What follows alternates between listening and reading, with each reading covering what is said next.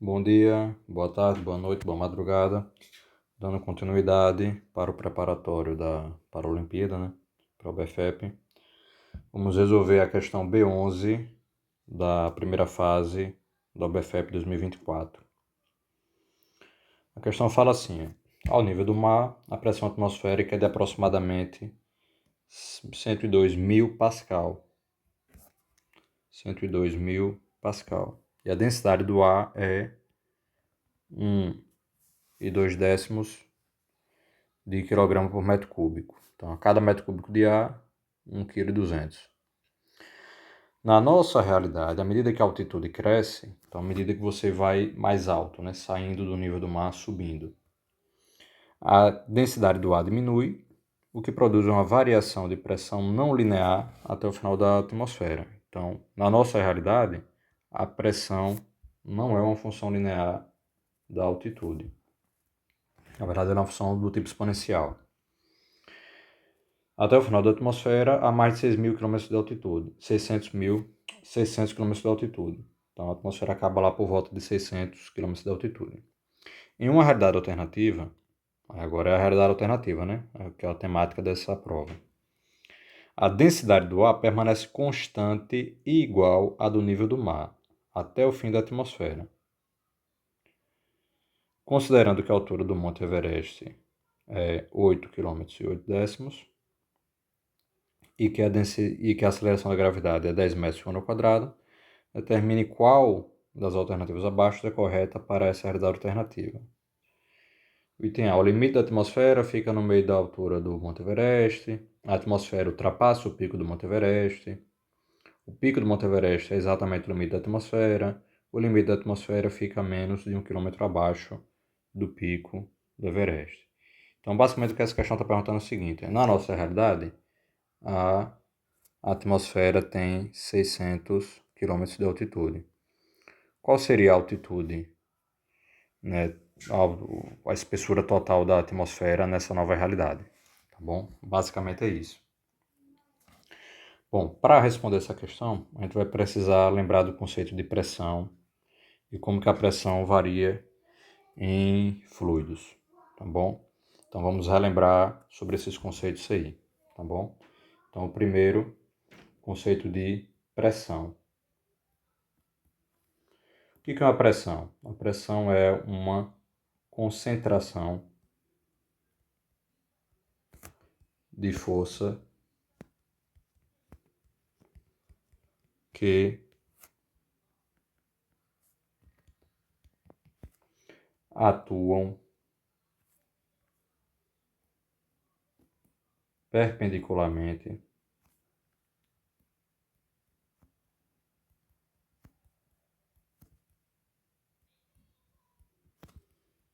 a uma superfície. Ou seja, dá uma ideia do apinhamento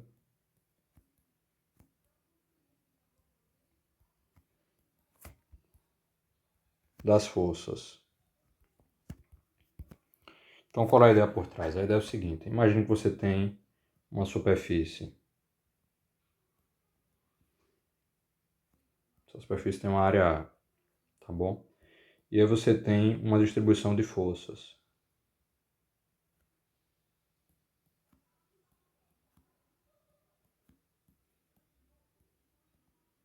Eu estou desenhando as setas, uma maiores do que as outras, para denotar que essa distribuição de força não é uniforme ao longo de toda a área, tá bom? Então você pode pensar a pressão média nessa área como o módulo de todas as forças, então a força total que atua sobre a área, dividido pela própria área. Então você soma essas setinhas todas, né? A resultante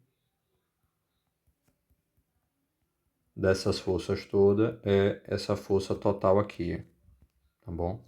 E você pega o módulo dessa força e divide pela área. Então isso dá uma ideia do apinhamento. Se você tem muita força em pouca área, a pressão é grande. Se você tem pouca força em muita área, a pressão é baixa. Então por isso essa ideia de apinhamento das forças, tá bom? E a ideia é que cada força seja perpendicular a área. Elas atuem sempre contra a área, no sentido de atravessar a área, tá bom? Por exemplo, sei lá, o seu pé e o chinelo. Você percebe que o solado do chinelo ele não afunda igual, né? Tem umas partes que são mais fundas do que outras, porque a pressão que o seu pé faz no chinelo não é a mesma ao longo de toda a superfície do seu pé com o chinelo, tá bom? Lembre que a pressão é uma grandeza escalar, porque mesmo dependendo de uma força, quem entra aqui é o módulo da força, é a intensidade da força, é o valor da força. A direção da força você já sabe, é perpendicular à área, tá bom? Então a pressão é uma grandeza escalar, tá bom? Outra coisa importante aqui, essa pressão ela é maior ou igual a zero. Não tem como a pressão ser negativa, né? Porque o módulo da força é maior ou igual a zero e a área é maior que zero, tá bom? Em termos de unidade, né? Então, a unidade de P, essa unidade de P no SI vai ser a unidade de força no SI, que é o Newton, e a unidade de área no SI, que é o metro quadrado. Esse Newton por metro quadrado dá o nome de Pascal, que é o que tem lá no enunciado. Então, 1 Pascal é a força de 1 Newton distribuída em 1 metro quadrado. É um valor pequeno para o cotidiano, tá bom? Pensa assim, você em pé, sei lá, um adulto de 70 kg. Então, faz uma força no chão, da ordem de 700 newtons. E o contato do pé com o chão é menos do que 1 metro quadrado. Então, você vê que é uma pressão que não é tão grande assim, tá bem? Bom, essa é a ideia de pressão, o apinhamento das forças, certo? Sempre perpendicular à área, tá bom? Avançando mais um pouco, é interessante a gente relembrar a pressão em fluidos, na verdade, líquido,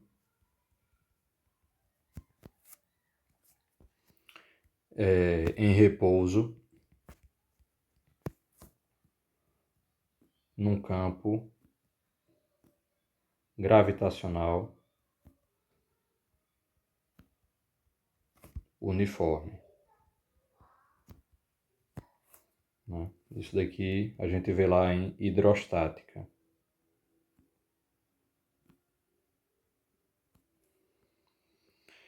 Então, qual é a ideia? A ideia é o seguinte: imagina um recipiente contendo um líquido, sei lá, água, tá bom? E a ideia é tentar entender, à medida que você vai afundando aqui no líquido, uma profundidade H, a partir da superfície, como que a pressão aumenta? Todo mundo já mergulhou numa piscina, numa fonte, num rio, percebe que quanto mais fundo mergulha, mais vai aumentando aquela sensação de vidro tampado, né? Então, esperar que a pressão aumente com a profundidade, tá bom? Um jeito de pensar, de deduzir isso, não vou fazer aqui para não gastar o tempo todo, mas eu já vou indicar de onde que vem. Vem da seguinte ideia, por exemplo, imagine que você tome um cilindro desse líquido, um cilindro assim imaginário, certo? E aí você pensa o seguinte, aqui você teria um ponto A na superfície e aqui você teria um ponto B na base, tá bom? Então a ideia é que a pressão lá no ponto B é a força que o líquido faz lá na superfície B dividido pela área,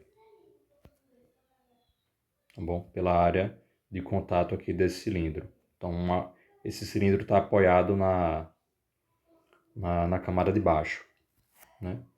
Então essa camada de baixo aqui, ela vai ter que sustentar o peso desse cilindro, mais, ocasionalmente, alguma força que a atmosfera faça aqui na superfície, tá bom?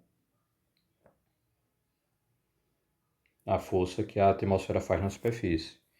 Então, a pressão lá em B vai ser o peso desse cilindro dividido pela área, mais essa força da atmosfera, tudo isso dividido pela área, tá bom? Aí o peso do cilindro, quem é ele? É a massa vezes o volume do cilindro.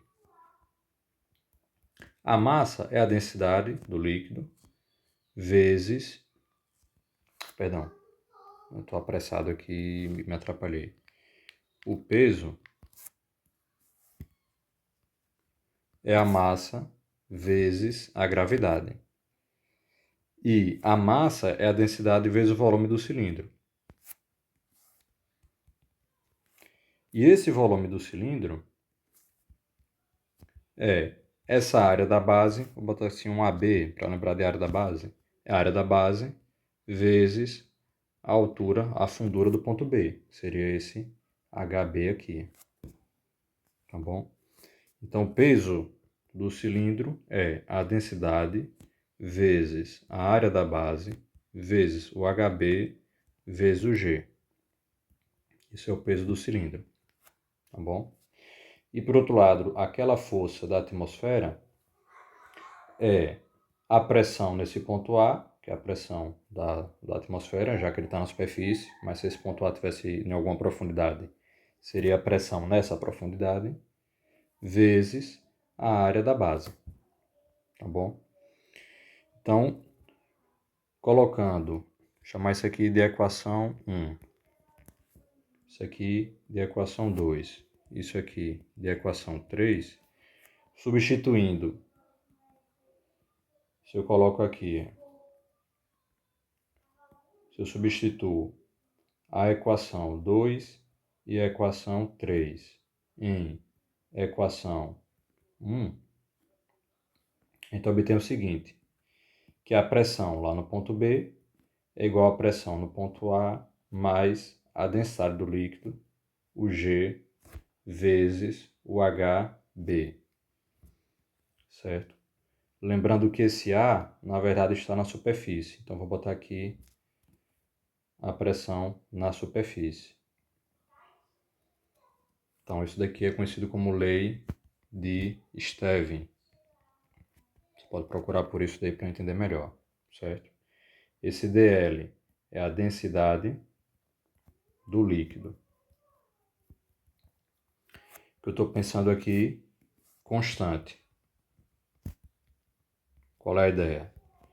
Quanto mais fundo, maior pressão. Então, a tendência é a densidade aumentar com a pressão, tá bom? Aumentar com a profundidade. Mas aqui essa formulazinha é pensando em densidade constante. É pensando que você tem uma fundura que não é grande a ponto de gerar uma pressão que comprima o líquido, tá bom? Essa lei de Stevin, ela é válida para líquidos, tá bom? A questão está falando da atmosfera.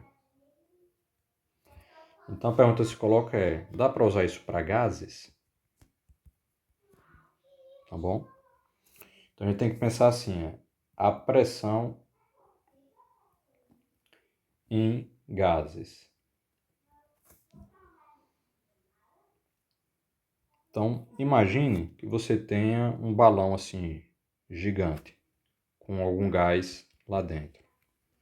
Esse gás exerce uma pressão, vou chamar assim um P-gás.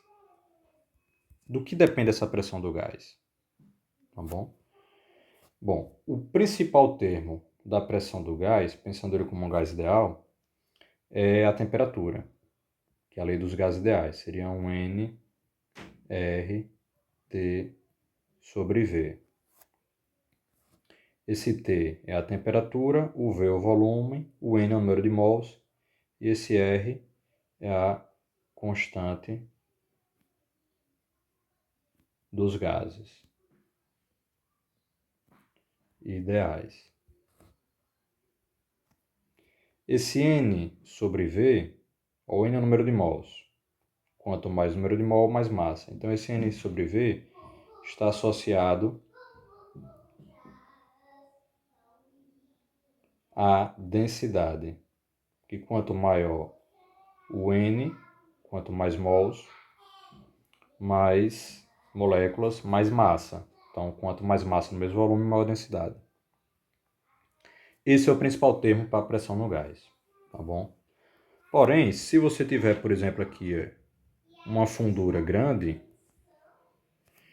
então você pode pensar como sendo a pressão na superfície mais a densidade do gás, a gravidade e essa fundura. Então, se esse H é da ordem de metros, 10, 100 metros ou mais, você também pode pensar o gás, né, como um fluido, como se fosse uma piscina de gás, tá bom?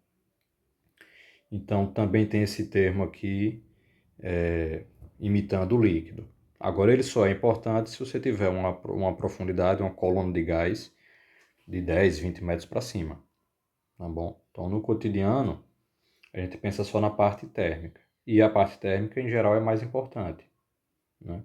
É fácil você, por exemplo, botar um gás, um vapor de ar, um ar na panela de pressão e esquentar, né? Então, você aumenta rápido a temperatura, a pressão aumenta. Isso é bem mais fácil que você fazer um balão de 10, 20, 30 metros de altura, tá bom? Porém, para essa nossa questão, a gente vai usar essa parte aqui, que seria a parte hidrostática da pressão no gás, tá bom? E não a parte térmica. Então, basicamente a ideia é que a gente vai modelar essa atmosfera como todo mundo com a mesma temperatura. Então, se todo mundo tem a mesma temperatura, esse termo térmico não vai variar com a profundidade. Então, não vai variar com o tamanho da atmosfera, tá bom? Pronto. Dada essa revisão, aí agora a gente pode voltar à questão, tá bom? Vou repeti-la novamente aqui embaixo, para ficar mais fácil de acompanhar. Então vamos lá. Então a questão está assim. Bom, só para ilustrar o que eu já expliquei, tem essa simulaçãozinha aqui que eu acho interessante. Esse reloginho aqui, ele mostra o valor da pressão. Então você percebe que, por exemplo,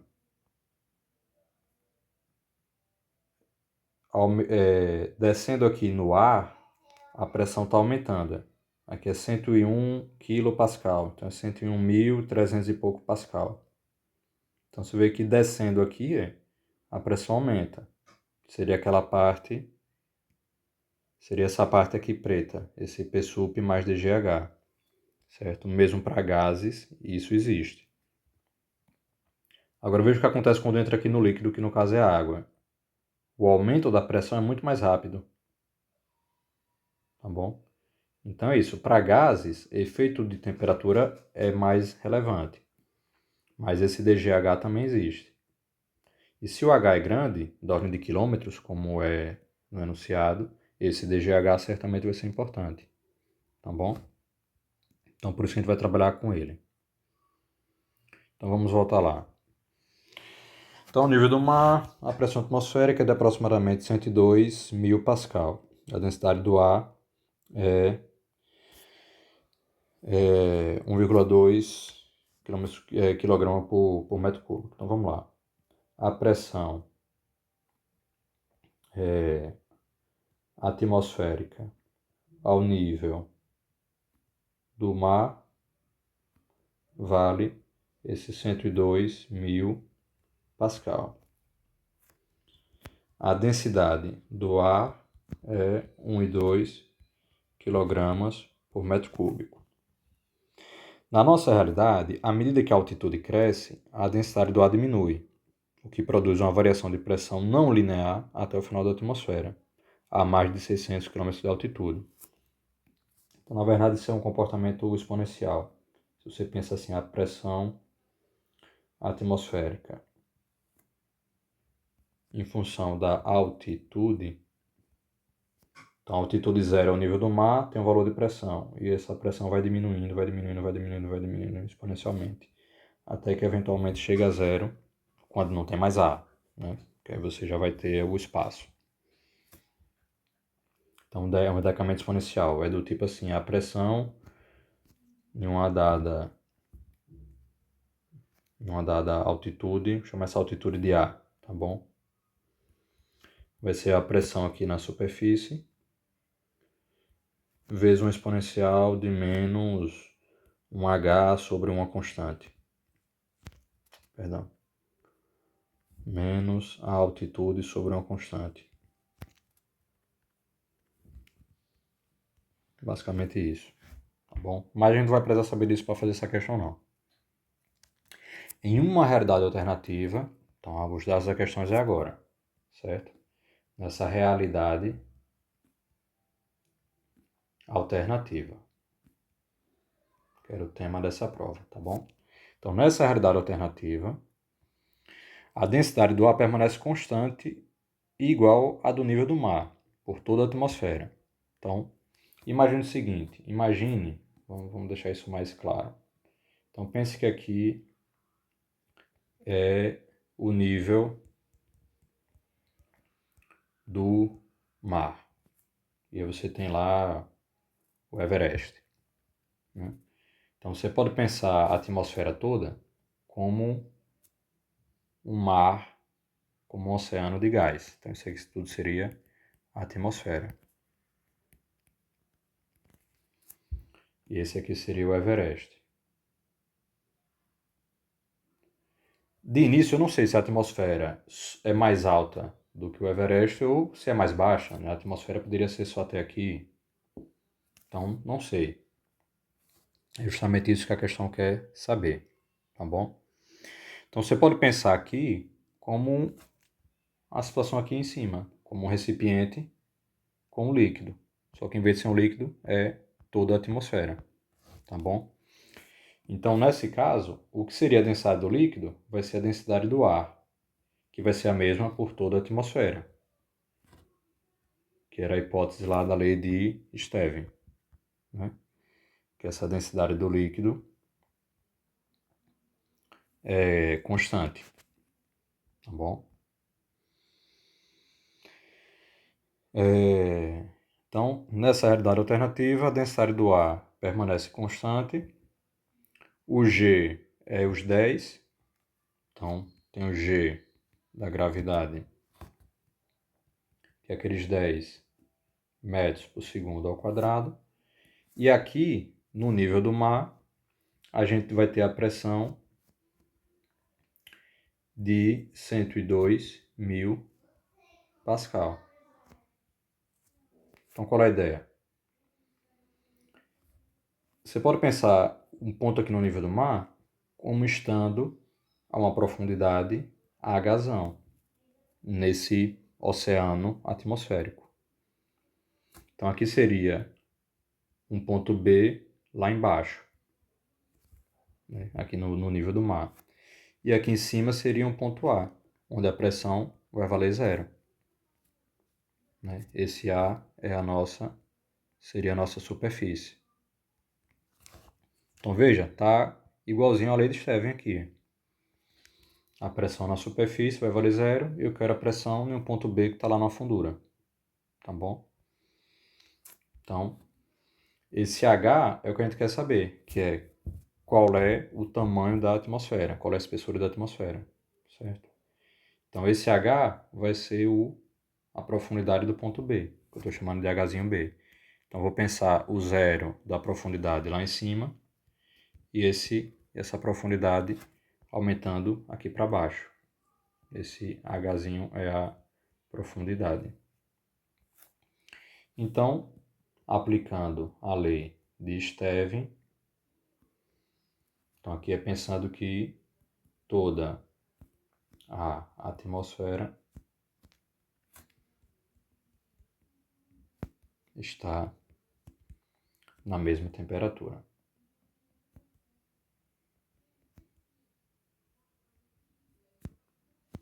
Ou que a T é baixa a ponto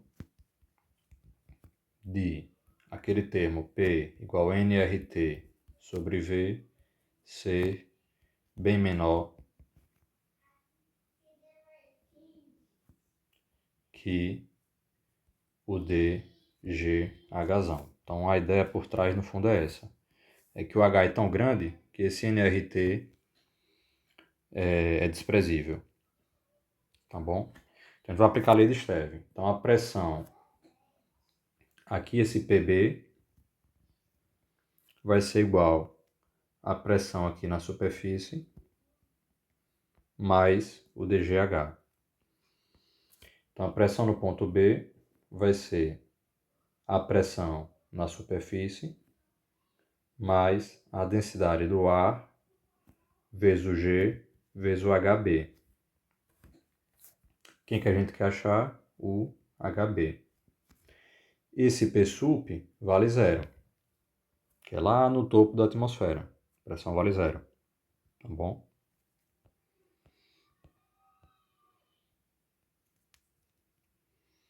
E aí, pensando que a temperatura não é alta o suficiente para competir com esse dGh, então toda a pressão lá embaixo vai ser o dGh. Então, qual é a ideia é? A rigor, teria aqui um nRT sobre V. Mas a ideia é que esse T é baixo e esse termo aqui seja desprezível.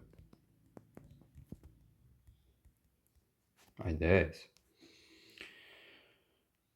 Bom, então, se é o HB que a gente quer, vou isolar logo o HB, tá bom? Esse P sup é zero, então não precisa olhar para ele. Esse dA vezes o G, está multiplicando, vai para lá, dividindo. Então vai ficar o PB dividido por dA vezes G. Isso vai ser o nosso HB. Tá bom? Lembra que esse HB eu chamei de um Hzão, que é a altura, né, até onde vai a atmosfera. Então, em vez de chamar de um HB, eu vou chamar isso aqui de um Hzão. Pronto. Agora é só a gente substituir. Quem que a gente vai substituir? O PB, que é o 102.000 Pascal. A densidade do ar, que é aquele 1,2 kg por metro cúbico. E o G, que é aquele 10 metros por segundo ao quadrado. Então, deixa eu ver se eu errei alguma coisa, se eu estou pegando algum valor errado. Não, tá tudo certo. É 102, 1,2 e 10. Pronto. Então, a gente vai substituir esses valores aqui. Então, vai ficar o seguinte.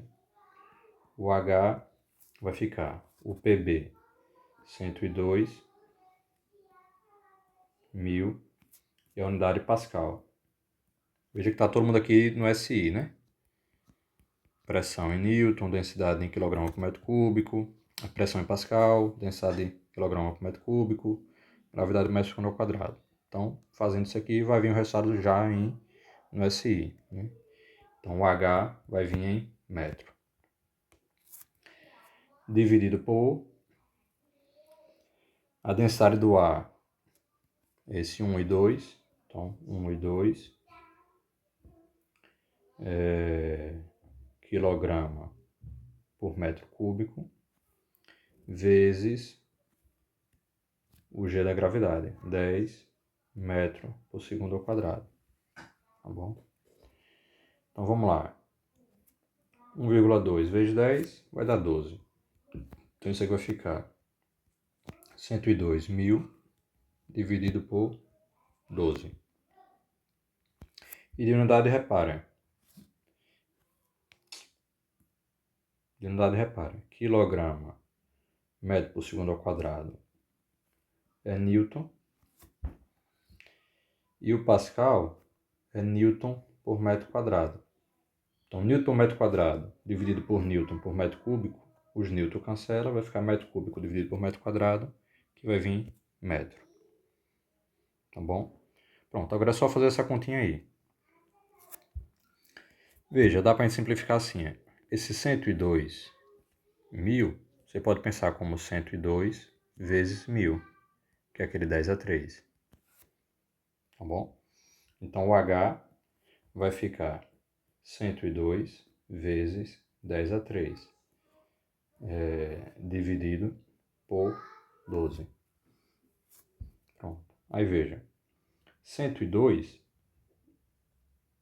dá para dividir por 2, porque é par, e dá para dividir por 3, porque 1 mais 0 é 1, mais 2 é 3, que está na tabuada do 3. Então, se o número dá para dividir por 2 e dá para dividir por 3, ele dá para dividir por 6. Então, aqui dá para dividir por 6. E o 12 também dá para dividir por 6. Tá bom? Então, vamos simplificar isso daí. Ó, 102 para 6. 10 para 6, 1. 1 vezes 6, 6, sobra 4. Baixo 2. 42 para 6, 7, né? 6 vezes 6, 36. 36 com 6, 42. 6 vezes 7, 42. Sobra 0. Então, esse 102 dividido por 12 é a mesma coisa. E já esquecendo da unidade. A unidade é metro. Então, esse 102 dividido para 12 vai ser igual a 17 dividido para 2. Né? Porque o 12 dividido por 6 é 2. Está sobrando aqui vezes 10 a 3 e a unidade metro. Tá bom? Aí veja, 10 a 3 metros é o quilômetro, né? São 1000 metros. Né? 10 a 3 é o quilo. Então esse Hzão vai ser a metade de 17. A metade de 17 é 8,5. Né? 8 vezes 2 é 16. Né? Então é 8,5. E o 10 a 3 é quilo. Então vai ser 8,5 quilômetros. Então essa é a espessura da atmosfera, né? A espessura da atmosfera nessa realidade alternativa aí. Então, qual é a ideia? A ideia é o seguinte, você tem aqui o nível do mar. Aí a atmosfera vai até aqui, 8,5 quilômetros. Seria 0 quilômetro de altitude, né? Pensando para cima, né? Então aqui é o fim da atmosfera. Lembra que o enunciado comparava a atmosfera ao Everest? Então vamos olhar lá no enunciado qual é o tamanho do Everest. Considerando que a altura do Monte Everest é 8,8 km, então, nesse desenhozinho aqui, se é 8,8, o Everest passa um pouco, né? Então, o Everest passa um pouco. Aqui seria o 8,8 km. Então, a atmosfera acabaria aí por volta de uns 300 metros antes do Everest, né? Porque daqui para cá, isso seria 0,3 quilômetros, que é os 300 metros. Então vamos olhar agora os itens, né? O limite da atmosfera fica no meio da altura do Everest? Não. Né? Passou perto ali, não ficou metade. A atmosfera ultrapassa o pico do Everest? Não, o Everest é mais alto. O pico do Everest é exatamente no limite da atmosfera? Não. Passou perto, mas não foi exatamente, né? O limite da atmosfera fica menos de 1 quilômetro abaixo do pico. É esse daqui. O limite da atmosfera fica menos de 1 quilômetro abaixo do pico do Everest. Né? Então, o limite da atmosfera ficou aqui, uns 300 metros, 0,3 quilômetros abaixo do pico do Everest. Então, é o item D. Tá bom? Item D. Vamos olhar lá o gabarito agora para conferir. Então, questão 11, item D. Tá bom? Então, até o próximo vídeo.